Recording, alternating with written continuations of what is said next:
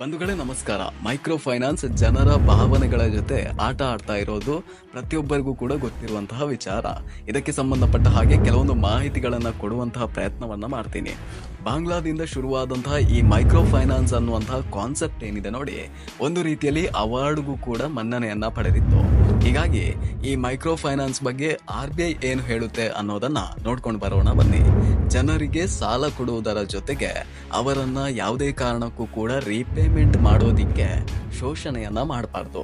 ಬೆಳಗ್ಗೆ 9ರ ಮುಂಚೆ ಮತ್ತು ಸಂಜೆ 5ರ ನಂತರ ಯಾವುದೇ ಕಾರಣಕ್ಕೂ ಕೂಡ ಅವರ ಮನೆಯ ಮುಂದೆ ಹೋಗಿ ನಿಲ್ಲುವ ಹಾಗಿಲ್ಲ. ಒಂದು ವೇಳೆ ಯಾರು ಸಾಲವನ್ನ ಪಡೆದಿರುತ್ತಾನೆ ಆತನಿಗೆ ಆರ್ಥಿಕವಾಗಿ ಏನೋ ಒಂದು ಸಮಸ್ಯೆ ಇದೆ ಅಥವಾ ಆತ ಹೆಲ್ತ್ ಇಶ್ಯೂಸ್ ನಿಂದ ಬಳಲುತ್ತಿದ್ದರೆ ಆತನಿಗೆ ರೀಪೇಮೆಂಟ್ ಮಾಡುವಂತಹ ಹೆಚ್ಚಿನ ಕಾಲಾವಕಾಶ ನೀಡಬೇಕು. ಮುಂದೆ ಆತನಿಗೆ ಅಗತ್ಯವಿದ್ದರೆ ಹೆಚ್ಚಿನ ಸಾಲವನ್ನ ಕೂಡ ನೀಡಬೇಕು. ಬಡ್ಡಿಯನ್ನ ಇಂತಿಷ್ಟು ಎಂದು ನಿಗದಿಪಡಿಸಿ ನಂತರ ಬಡ್ಡಿಯನ್ನ ಸಾಲ ಪಡೆಯುವಂತಹ ವ್ಯಕ್ತಿಗೆ ಸರಿಯಾಗಿ ತಿಳಿಸಬೇಕು ಮತ್ತು ಪೇಪರ್ಗಳಲ್ಲಿ ಕಾಣಿಸುವಂತೆ ಬರೆಯಬೇಕು ಎಂದು RBI ಹೇಳುತ್ತದೆ. ಹೀಗಾಗಿ ಮೈಕ್ರೋ ಫೈನಾನ್ಸ್ ಎಲ್ಲಿಂದ ಜನರನ್ನ ಶೋಷಣೆ ಮಾಡೋದಕ್ಕೆ ಶುರು ಮಾಡಿತ್ತು ಅನ್ನೋದನ್ನ ತಿಳ್ಕೊಂಡು ಬರೋಣ ಬನ್ನಿ. ಕೆಲವೊಂದು ವರ್ಷಗಳ ಹಿಂದೆ RBI ನಿಂದ ಒಂದು ಘೋಷಣೆ ಆಗುತ್ತೆ, ಮೈಕ್ರೋ ಫೈನಾನ್ಸ್ಗಳು ನಿಮಗೆ ಬೇಕಾದ ಹಾಗೆ ಬಡ್ಡಿಯ ರೂಪುರೇಷೆಯನ್ನ ಬದಲಾಯಿಸಿಕೊಳ್ಳಬಹುದು ಎಂದು. ಇಲ್ಲಿಂದ ಈ ಮೈಕ್ರೋ ಫೈನಾನ್ಸ್ಗಳ ಉದ್ಘಾಟನ ಶುರುವಾಯಿತು. ಇತ್ತೀಚೆಗೆ ಒಂದು ವಿಡಿಯೋವನ್ನ ಹಾಕಿದ್ದೆ, ಎಕ್ಸಾಕ್ಟ್ ಆಗಿ ನಮ್ಮ ಸಮಾಜದಲ್ಲಿ ಯಾವ ರೀತಿಯಾಗಿ ಬಡ್ಡಿ ದಂಧೆಯನ್ನ ನಡೆಸುತ್ತಿದ್ದಾರೆ ಎಂಬ ಸಂಪೂರ್ಣ ಚಿತ್ರಣವನ್ನ ಆ ವಿಡಿಯೋದಲ್ಲಿ ತಿಳಿಸಿದ್ದೇನೆ. ಸಾಮಾನ್ಯವಾಗಿ ಈ ಬಡ್ಡಿ ವ್ಯವಹಾರವನ್ನ ನಡೆಸುವಂತಹ ಪ್ರತಿಯೊಂದು ಫೈನಾನ್ಸ್ಗಳು ಕೂಡ ಅತಿರೇಕದ ಬಡ್ಡಿಯನ್ನ ಹಾಕೋದಿಕ್ಕೆ ಹೊರಟಿದೆ. ಸುಮಾರು 40% ಬಡ್ಡಿಯನ್ನ ಹಾಕಿದಂತಹ ರಿಪೋರ್ಟ್ಗಳು ಕೂಡ ಇವೆ. ಹಾಗಾದ್ರೆ ಸರ್ಕಾರ ಏನ್ ಮಾಡ್ತಿದೆ ಅಥವಾ RBI ಏನ್ ಮಾಡ್ತಿದೆ ಅನ್ನೋದು ತಮ್ಮೆಲ್ಲರ ಕ್ವಶನ್ ಆಗಿರ್ಬೋದು.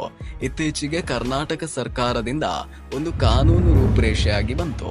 ಇದರಲ್ಲೂ ಕೂಡ 5 ಗಂಟೆಯ ಮೇಲೆ ಕಲೆಕ್ಷನ್ಗೆ ಹೋಗೋ ಹಾಗಿಲ್ಲ ಅಂತ ಹೇಳಿ ಮೆನ್ಷನ್ ಮಾಡಿದ್ದಾರೆ. ಆದ್ರೆ ಇದನ್ನ ಮೈಕ್ರೋ ಫೈನಾನ್ಸ್ ಕಂಪನಿಗಳು ಫಾಲೋ ಮಾಡುವಂತಹ ಸಾಧ್ಯತೆ ಬಹಳಷ್ಟು ಕಡಿಮೆ. ಆಗ ಏನು ನಾನು RBI ರೂಲ್ಸ್ಗಳು ಏನು ಹೇಳುತ್ತವೆ ಎಂದು ಮೊದಲೇ ಹೇಳಿದ್ದೆ ನೋಡಿ, ಈ ಕರ್ನಾಟಕ ರಾಜ್ಯದ ಕಾನೂನು ಕೂಡ ಇದೇ ರೀತಿಯಾಗಿದೆ. ಪಕ್ಕದ ಕೇರಳದಲ್ಲಿ ಒಂದು ಕಾನೂನಿದೆ, ಯಾರೇ ಆಗಲಿ ಸಾಲ ಕಟ್ಟು ಅಂತ ಹೇಳಿ ಮನೆ ಬಾಗಿಲಿಗೆ ಬಂದು ನಿಂತರೆ ಆತನ ಮೇಲೆ ನೇರವಾಗಿ ಕೇಸ್ ದಾಖಲಾಗುತ್ತದೆ. ಹೀಗಾಗಿ ಇಂತಹ ಕೆಲವೊಂದು ಕಾನೂನುಗಳಿಂದ ಇದೆಲ್ಲವೂ ಸರಿಯಾಗಬಹುದು ಅನ್ನೋದು ಬಹಳಷ್ಟು ಅನುಮಾನದ ವಿಚಾರ. ಹಾಗಾದ್ರೆ ಮೈಕ್ರೋ ಫೈನಾನ್ಸ್ಗಳು ಎಲ್ಲಿ ಹಾದಿ ತಪ್ಪಿದವು? ಸಾಮಾನ್ಯವಾಗಿ ದುಡ್ಡು ಕೊಡೋರಿದ್ರೆ ದುಡ್ಡು ಯಾರಿಗೆ ಬೇಡ ಹೇಳಿ, ಪ್ರತಿಯೊಬ್ಬರಿಗೂ ಕೂಡ ಅವಶ್ಯಕತೆಗಳು ಇರುತ್ತವೆ. ಹಾಗೇನೆ ಕೆಲವೊಂದು ಸನ್ನಿವೇಶಗಳಿಂದ ಅಥವಾ ಕಾರಣಾಂತರಗಳಿಂದ ಒಂದೆರಡು ಪೇಮೆಂಟ್ ಅನ್ನ ಮಾಡುವಾಗ ಲೇಟ್ ಆಗ್ಬೋದು ಅಥವಾ ಈ ನಿಗದಿತ ಸಮಯಕ್ಕೆ ಕಟ್ಟಲು ಅಸಾಧ್ಯವಾಗದೇ ಇರಬಹುದು.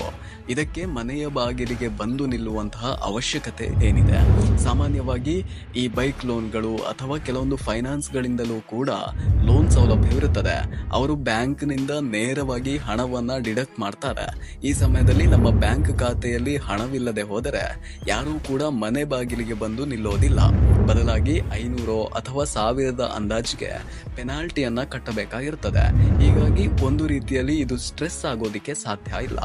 ಆದ್ರೆ ಈ ಗ್ರಾಮೀಣ ಅಭಿವೃದ್ಧಿ ಅನ್ನುವಂತಹ ಹೆಸರಿನಲ್ಲಿ ಕೊಡುತ್ತಿರುವಂತಹ ಲೋನ್ಗಳ ಹಣೆ ಬರಹವನ್ನ ಹೇಳೋದಕ್ಕೂ ಸಾಧ್ಯ ಇಲ್ಲ, ಅತ್ತ ಕಡೆ ಹೇಳದೆ ಇರೋದಿಕ್ಕೂ ಸಾಧ್ಯವಿಲ್ಲ ಅನ್ನುವಂತಾಗಿದೆ.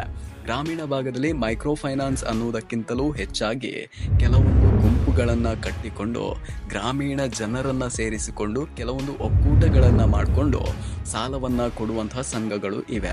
ಇಲ್ಲಿ ಯಾವ ರೀತಿಯಾದಂತಹ ಪ್ರೊಸೀಜರ್ಗಳು ನಡೆದುಕೊಂಡು ಬರ್ತದೆ ಅಂದ್ರೆ, ಒಂದು ಗುಂಪಿಗೆ ಅವಶ್ಯಕತೆ ಇದ್ದಾಗ ಸಾಲವನ್ನ ಯಾವುದೇ ಅಡಮಾನ ಇಲ್ಲದೆ ಕೊಡ್ತಾರೆ. ವಾರಕ್ಕೆ 1 ಬಾರಿ ರೀಪೇಮೆಂಟ್ ಮಾಡುವಂತಹ ಸೌಲಭ್ಯ ಕೂಡ ಇರ್ತದೆ. ಆದ್ರೆ ಸಮಸ್ಯೆ ಆಗುವುದು ಇಲ್ಲಿ, ಒಂದು ಸಂಘದಿಂದ ಸಾಲವನ್ನ ಪಡೆಯುವಂತಹ ವ್ಯಕ್ತಿ ಅಕಸ್ಮಾತ್ 10-20 ಕಡಿಮೆ ಮಾಡಿ ಹಾಕಿದ್ರೆ ಇಡೀ ಸಂಘದ ಅಥವಾ ಇಡೀ ಒಕ್ಕೂಟದ ಹಣವನ್ನೇ ತೆಗೆದುಕೊಳ್ಳದೆ ಯಾರು ಈ ಹಣವನ್ನ ಕಟ್ಟದೇ ಇರುವಂತಹ ವ್ಯಕ್ತಿ ಇದ್ದಾರೆ ನೋಡಿ, ಅವರ ಮನೆಯ ಬಾಗಿಲಿಗೆ ಬಂದು ನಿಂತು ಅವಾಚ್ಯವಾಗಿ ನಿಂದಿಸುವುದು ಅಥವಾ ಬೇರೆ ಬೇರೆ ರೀತಿಯಾದಂತಹ ಮಾತುಗಳಿಂದ ನಿಂದಿಸಿ ಕಲೆಕ್ಷನ್ ಅನ್ನ ಮಾಡ್ಕೊಂಡು ಹೋಗ್ತಾರೆ.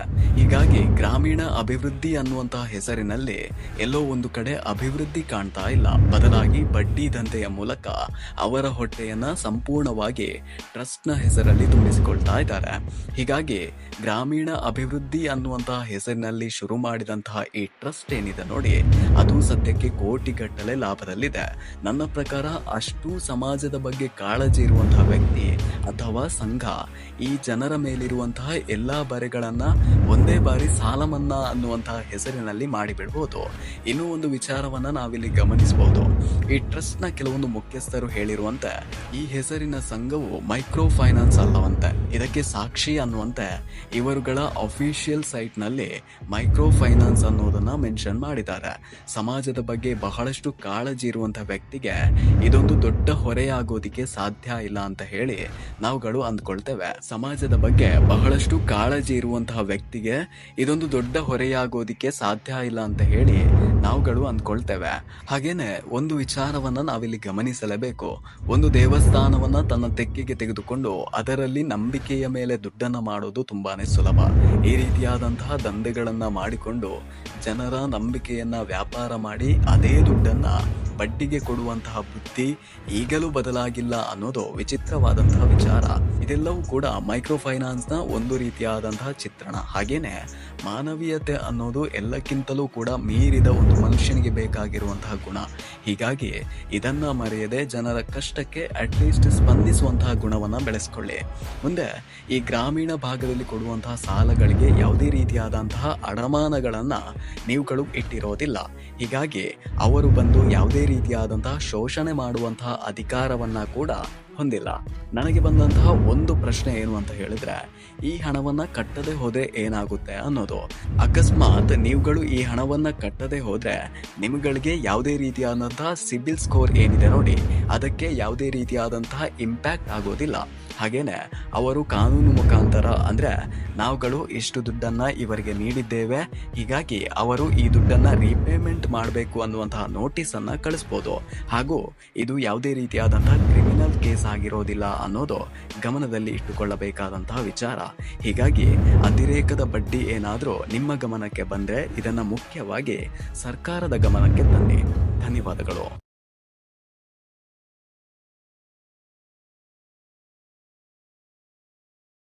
Like, share, comment, subscribe.